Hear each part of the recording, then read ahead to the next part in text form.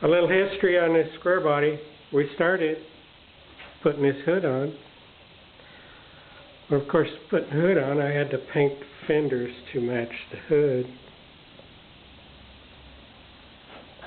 And of course, we put all new trim in the front, bumper, all the new chrome, everything.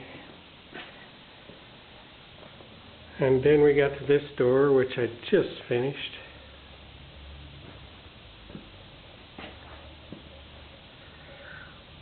Bodywork on it is all cracked and peeling out, so okay, do the door. Do the cab corner to match. And then this bedside we replaced. That's a new bedside.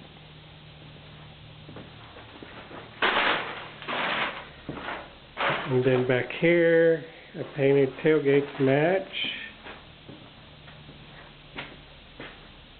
And I painted this bedside.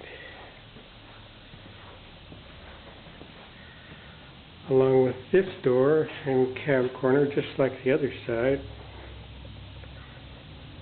So it means I've painted everything on this truck except the roof.